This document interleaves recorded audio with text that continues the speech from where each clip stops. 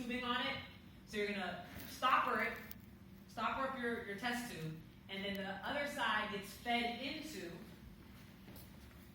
So remember, this is now inverted inside of my watercraft. I'm going to take that tube and feed it in here, okay? So that what the goal is that as the reaction is producing gas, if this started completely full, as gas is being produced, what's going to happen to the water in here?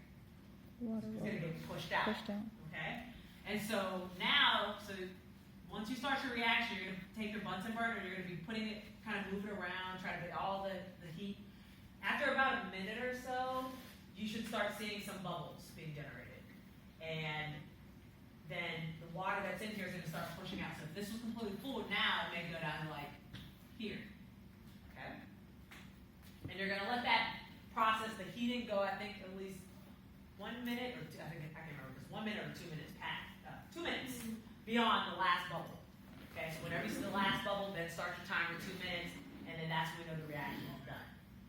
After that, we then have to do several things. One is you're going to put a thermometer in here. You're going to measure the temperature of the water. 2, we have to adjust the water level in here so that the pressure is accounted for properly. So you're going to adjust this so that this water level aligns with this water level. So you're going to raise it or lower it. In this case, we're going to lower it down. All right. And then, so now the reaction's done. There's some water still in here. So now it's like halfway full or whatever. You're going to then take that plexiglass and slide it back under there and pull it back out. Okay? Where now you'll have some water left in here. And we have to figure out how much water is left in here.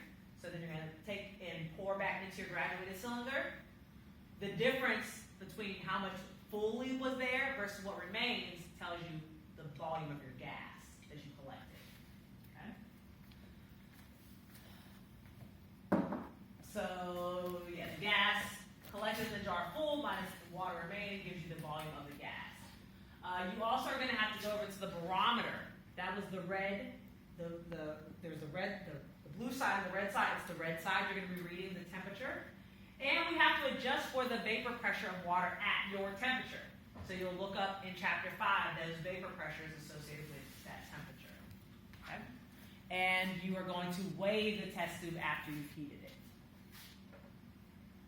All right, so the calculations are things you have to take into account. The first calculation is you have to determine the partial pressure of oxygen gas that's there. So this is a collecting gas over water type problem. So that means that, as we were just tested on last week, we have to subtract the vapor pressure of water out at your temperature.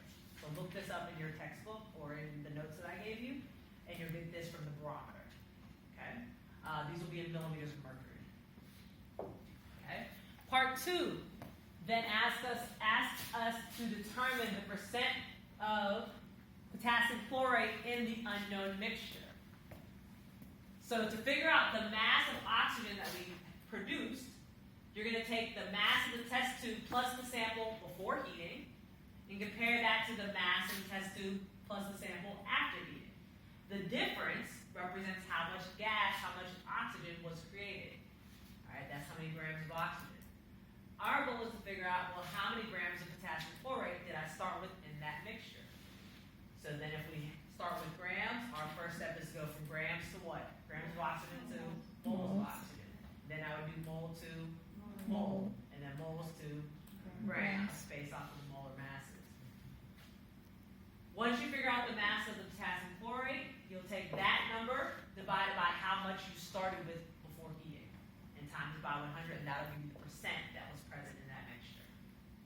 Okay. And then the last step, or last calculation, is you're going to be determining if the ideal gas constant is observed. And so you need to first go back to your grams of oxygen that you had and figure out how many moles that you have. The temperature you're going to read on in the water that you're collecting. The pressure is going to be from part 1, number 1. The volume is the difference in the gas collecting vessel. And N is the moles that you plugged in. You're going to plug all these variables into P equals nRT, solving for R. And we know that these have to be in specific units. My pressure must be in what?